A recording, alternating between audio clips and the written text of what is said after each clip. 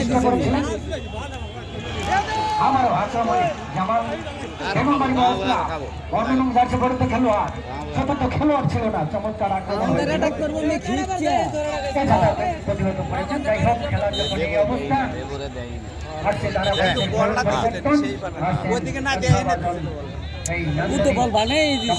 বল দিতেছ না, দিলে ঢুকাই দেবো।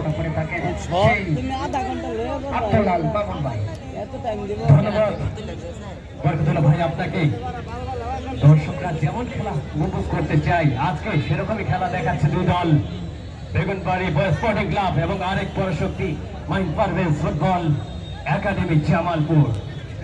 একজন খেলোয়াড়ের পরিবর্তন আমরা লক্ষ্য করছি।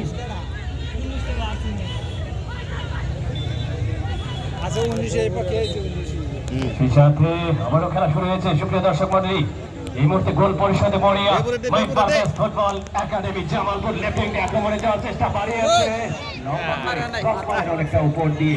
এই যাত্রায় কিন্তু কোনো বিপদ ঘটেনি। করেন খেলোয়াড় গোগো দেখে নিচ্ছে অনেকটা আক্রমণ চাপ সৃষ্টি করার একটা প্রয়াস মাইন্ড পারভেজ ফুটবল একাডেমি জামালপুরের। তারকা খেলোয়াড়রা কিন্তু আসলে সেভাবে জ্বলে উঠতে পারেনি, শেষ পর্যন্ত দেখা যাক তারা সমতায় ফিরতে পারে কিনা।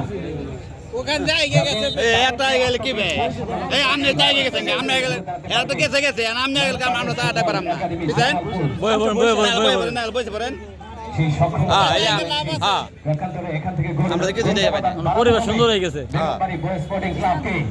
কারণ একটি মাত্র গোল যে কোনো সময় কিন্তু স্কোর লাইনটা পরিবর্তন হতে পারে, সমতায় ফিরতে পারে। কারণ ফুটবল খেলার পড়াতে পড়াতে রোমাঞ্চ লুকিয়ে থাকে, আজকে কোন রোমাঞ্চটি লুকিয়ে রয়েছে সেটাই আমরা দেখবো। এখান থেকে সমতায় ফিরতে পারবে কিনা মাইন্ড পারভেজ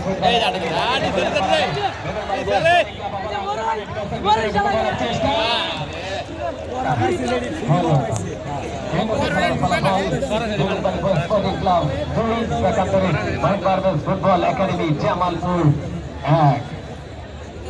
2-1 গোলের ব্যবধানে এই মুহূর্তে এগিয়ে রয়েছে Begunbari boys sporting club.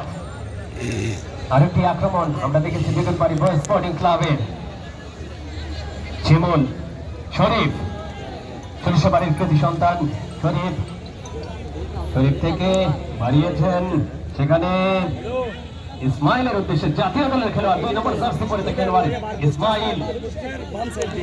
Ismail একজনকে কাটিয়ে যাওয়ার চেষ্টা বাধাপ্রাপ্ত, সেখানে 17 নম্বর জার্সি পরিহিত খেলোয়াড় বল নিয়ে এগিয়ে যাওয়ার একটা প্রচেষ্টা, লেফট ইন্ডিয়া আক্রমণে যাওয়ার প্রচেষ্টায় বেগুনবাড়ি বয়েজ স্পোর্টিং ক্লাব। সেখানে ডিফেন্ডার শোয়েব 3 নম্বর জার্সি পরিহিত খেলোয়াড় মাহিন পারভেজ ফুটবল একাডেমি জামালপুরের, সেখান থেকে নিজুম 19 জাতীয় দলের খেলোয়াড় নিজুমের নিয়ন্ত্রণে 18 নম্বর জার্সি পরিহিত খেলোয়াড় মাহিন পারভেজ ফুটবল একাডেমি জামালপুরের হয়ে খেলছেন।